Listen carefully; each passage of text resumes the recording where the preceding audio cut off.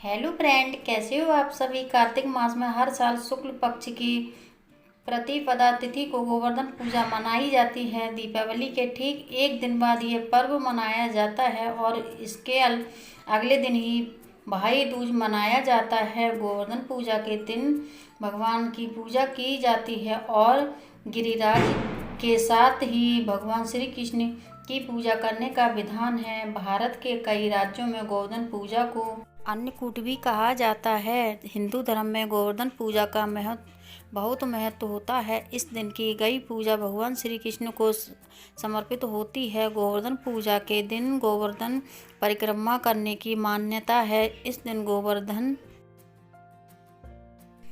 भगवान को 56 भोग लगाने की भी परंपरा है। इस दिन गोवर्धन पर्वत श्री कृष्ण के अलावा गौ माता की भी पूजा की जाती है। ऐसा करने से श्री कृष्ण का आशीर्वाद प्राप्त होता है।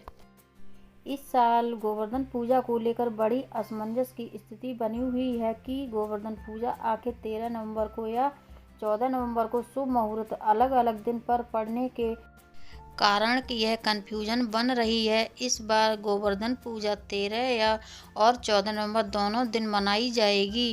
गोवर्धन पूजा की तिथि आज 13 नवंबर की दोपहर 2:56 पर शुरू होकर कल यानी 14 नवंबर 2:36 तक रहेगी।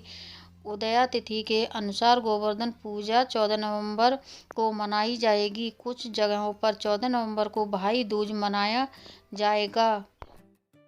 इसलिए आप 13 नवंबर के शुभ मुहूर्त में पूजा कर सकते हैं। आप गोवर्धन पूजा 14 नवंबर की सुबह में भी कर सकते हैं। 14 नवंबर 2 बजे के बाद भाई दूज की तिथि शुरू हो जाएगी। इस प्रकार आप एक ही दिन में 2 पर्व मना सकते हैं।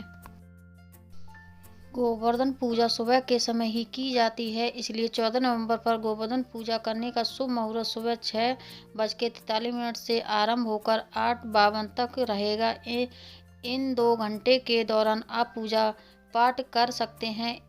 इस दिन गाय के गोबर से गोवर्धन पर्वत बनाकर पूजा की जाती है। गोवर्धन पूजा शुरू होने के लिए सबसे पहले आपको गोबर से एक पर्वत बनाएं। भगवान गिरिराज की आकृति बनाने के अलावा उसमें पशुओं की भी आकृति बनाएं।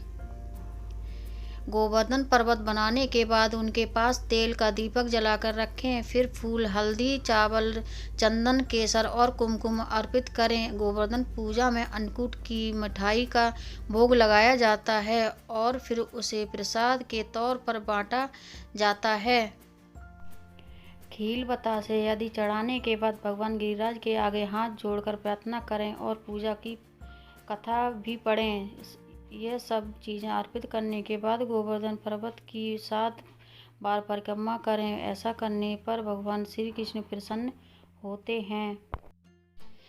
धार्मिक मान्यता है कि इस दिन जो भी भक्त भगवान गिरिराज की पूजा करता है तो उसके घर में सुख समृद्धि बनी रहती है और गोवर्धन देवता का आशीर्वाद उस पर और उसके पशु पर बना रहता है। माना जाता है कि इस दिन गोवर्धन भगवान की पूजा करने से जीवन में आ रहे दुख दर्द दूर हो जाते हैं। साथ ही यह भी कहा जाता है कि गिरिराज जी के अलावा माँ लक्ष्मी का आशीर्वाद मिलता है, जिससे घर में खुशहाली और उन्नति बनी रहती है। गोवर्धन की पूजा से आर्थिक समस्याएं और तंगी दूर होती है, धन धान्य और सौभाग्य की प्राप्ति होती है। तो फ्रेंड, कैसी लगी ये वीडियो? अच्छी लगी हो तो ज़्यादा से ज़्यादा लोगों में शेयर कर दें। चैनल पर पहली बार आए हो तो चैनल को सब्सक्राइब कर लें। धन्यवाद।